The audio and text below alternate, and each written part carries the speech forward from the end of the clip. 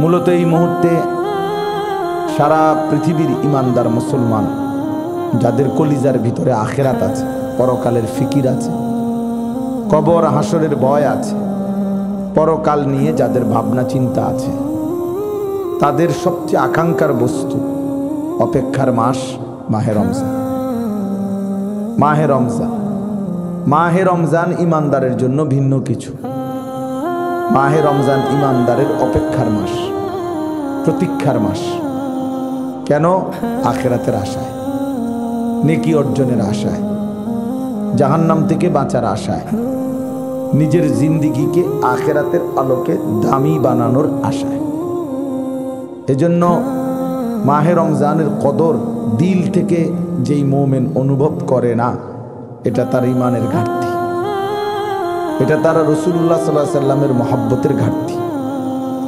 আমাদের প্রিয় নবী সাল্লাল্লাহু আলাইহি ওয়াসাল্লাম লাগাতার 2 মাস রমজানের পূর্বেই রমজানের জন্য দোয়া করতেন, অপেক্ষা করতেন, আল্লাহ তাআলার কাছে রমজান পর্যন্ত হায়াত ভিক্ষা চাইতেন, আবেদন করতেন, আল্লাহুম্মা বারিক লানা ফি রাজাব ওয়া শাবান ওয়া বাল্লিগনা রমাদান।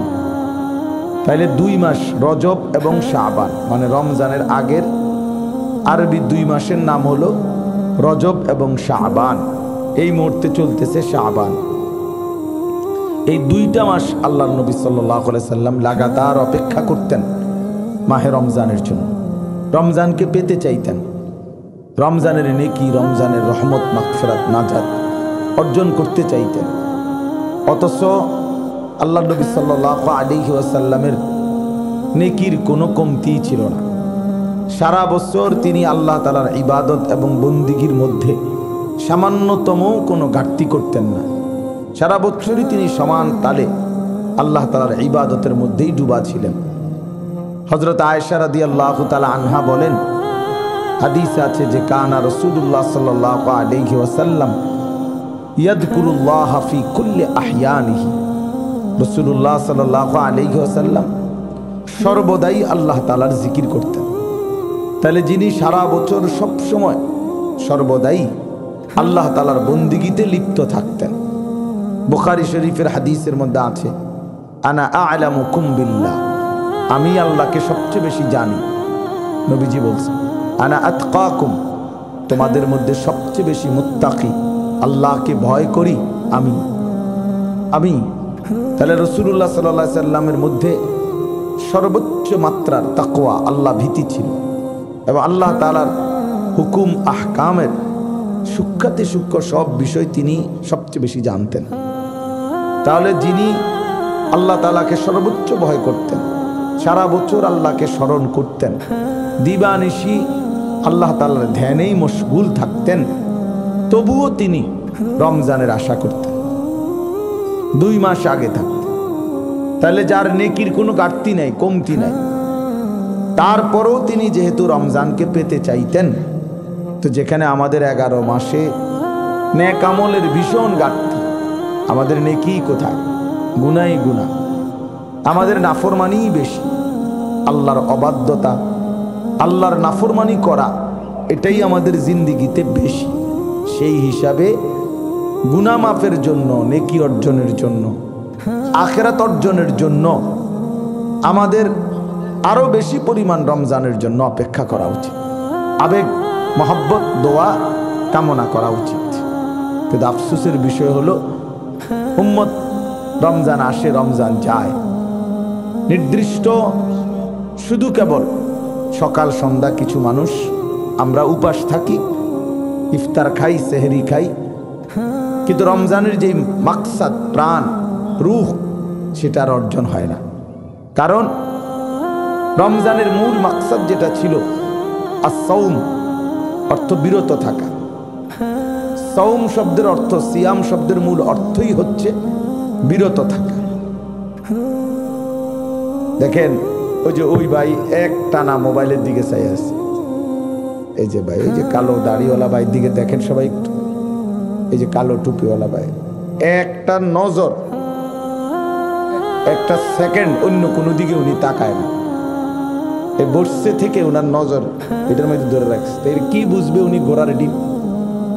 মানে এই মোবাইল যাদের হাতে থাকে তাদের জিন্দিগি এই ফালতু কাজে যায়। এরা জীবনেও কিছু বোঝে না, এদের কোনো পরিবর্তন হয় না, এরাই এমনই থাকে। এই টেনশনে থাকে সারাদিন, মোবাইলে কিছু না কিছু উঠাবে, যেটা পাক এটা একটা ফালতু জিন্দিগি। মনে রেখে, ফালতু অভ্যাস। মোবাইল হাতে ধরে রাখলে কখনোই মনোযোগ হয় না। আপনি পরে জিজ্ঞাসা করবেন যে কি বুঝছো, মোবাইলে আছে, মোবাইলে আছে। তো মোবাইলে বুঝলে কি, আপনি কি বুঝছেন, আপনি কি বুঝলেন সেটা বলেন। এই জন্য এটা একটা গুরুত্বপূর্ণ মানুষের মধ্যে। ওই যে ওই ভাই, হ্যাঁ বাংলা বোঝেও না, ব্যাককল কাকে বলে, বেওকুফ কি পরিমাণ হয় দেখছেন।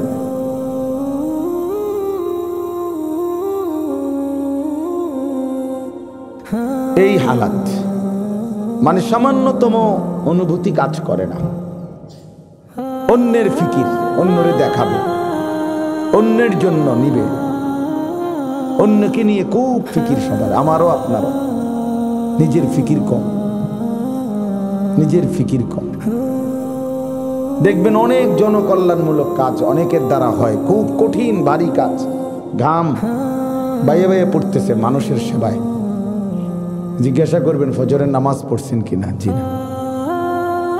জোহরের নামাজ পড়ছেন কিনা? না, এখনো সুযোগ হয়নি, মানব সেবা করতেছে। আসরের নামাজ পড়ছেন কিনা? না, পড়েনি, মেল মিটিং করতেছে, মিটিং শেষ হলে নামাজ দেন দরবার করতেছে, আসর গেছে, মাগরিব গেছে। মানে নিজের ফিকির টোটালি। তো নিজেরে বাদ দিয়া পরের কল্যাণ, এটা কে বলছে?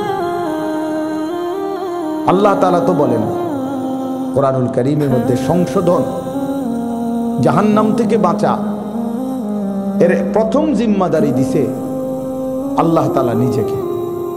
ইয়া আইয়ুহাল্লাযীনা আমানু কু আনফুসাকুম, কু আনফুসাকুম, এই যে এক নাম্বার, হে ঈমানদারগণ নিজেকে বাঁচাও জাহান্নামের আগুন থেকে। এরপরে সিরিয়াল আছে আহলিকুম, এরপরে সিরিয়াল হলো পরিবারের সদস্যদেরকে বাঁচাও। এরপরের সিরিয়াল হলো ওয়ানদির আশিরাতাকাল আকরাবিন, নিকটতম আত্মীয় স্বজনদেরকে ভয় দেখাও। এরপরে হলো লিতুনদিরা উম্মাল কুরা ওমান হাওলাহা, নিজ এলাকা এবং এলাকার আশপাশের জনগোষ্ঠীদেরকে আল্লাহর ভয় দেখাও। এরপরে হলো উখরিজাত লিন্নাস তা'মুরুনা বিল মা'রুফ ওয়া তানহাউনা আনিল মুনকার, গোটা বিশ্ব মানবতাকে আল্লাহর ভয় দেখাও, আল্লাহর কথা বলো। কিন্তু এক নম্বরে কু আনফুসাকুম,